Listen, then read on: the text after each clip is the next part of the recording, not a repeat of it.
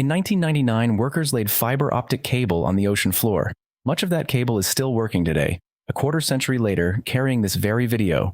In 2026, the most powerful AI chips ever made are being installed by the millions into data centers around the world. And by the early 2030s, many of them may be worth little more than scrap, same kind of boom, same kind of spending, but a completely different kind of asset. One lasts 40 years in the ground, the other starts aging the moment it's plugged in. Part 1 told the story of the last great infrastructure mania, the fiber buildout that was right about the future and still destroyed the people who funded it. It ended with 3 questions. This episode answers all 3, and the first answer changes how the entire comparison should be read. Here is the difference. Fiber was close to a permanent asset. Once the glass was in the ground, it stayed useful for decades, which meant that when the industry overbuilt, the glut was permanent too. All that excess capacity hung over the market for 10 years, crushing prices, making recovery impossible for the companies that owned it.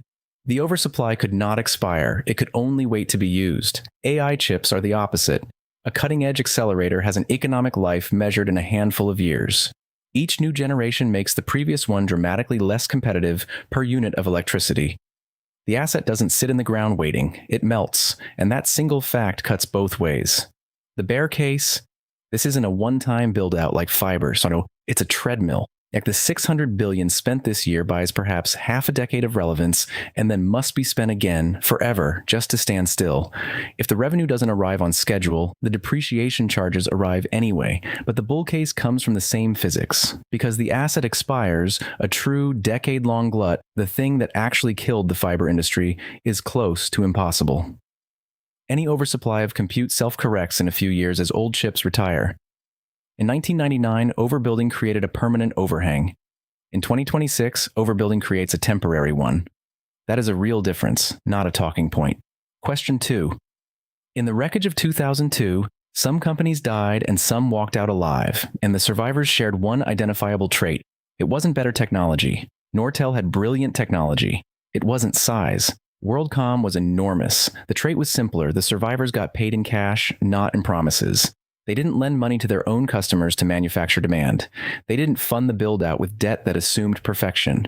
When the music stopped, they were holding real earnings, bruised but solvent. The casualties were holding "I owe us" from customers who no longer existed. Now apply that lens to 2026, and the AI landscape sorts itself into 2 groups. On one side, businesses that collect real money today for every chip, every kilowatt, every unit of capacity, profitable companies funding construction largely from their own cash flow.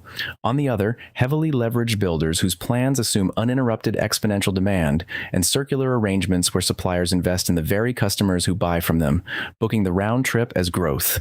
History doesn't say the second group is doomed. It says the second group has no margin for the schedule slipping. In 1999, being right eventually wasn't enough. The survivors were the ones who could afford to be right late. There is one more difference worth naming. The fiber boom was financed by debt-fueled startups that could go to zero. Today's build-out is financed mostly by the most profitable corporations in history out of operating cash flow. If this era disappoints, the damage looks less like bankruptcy courts and more like written-down earnings and falling stock prices. Painful, but survivable. The variable to watch is the asterisk. The borrowing has started. 100-year bonds, debt-financed data center vehicles. The further the funding drifts from cash flow toward leverage, the more 1999 the story becomes. Question 3. If the pattern ever repeats, who plays the role Google played in 2003 buying the future for pennies on the dollar? Notice what Google actually bought. Not the companies, not the stock, the assets. Fiber that cost billions to lay, acquired for a fraction of that after the equity holders had already been wiped out. If today's build-out ever overshoots, the equivalent assets are visible right now. Data center shells, grid connections, power contracts, land with transmission rights. The chips inside may melt, but the buildings, the cooling, and above all, the electricity agreements are the durable layer, the closest thing this era has to fiber in the ground, and the profile of the buyer is the same as it was then, whoever arrives at the bottom holding cash and patience. In 2003, that was an unprofitable search startup with conviction.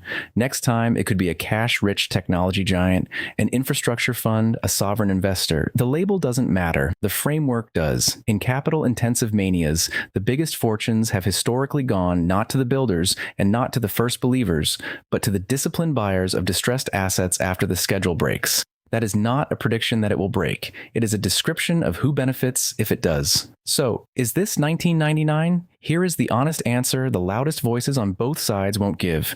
It rhymes, but it isn't a copy. The demand myths rhyme, the circular money rhymes, the duplicate build-out rhymes.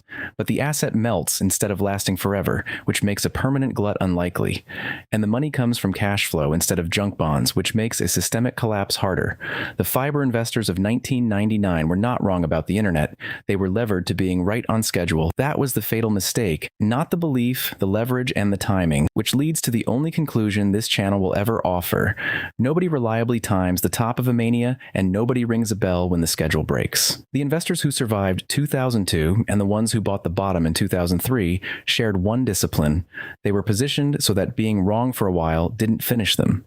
The market rewards patience. It punishes noise. Choose accordingly. This video is for education and entertainment only.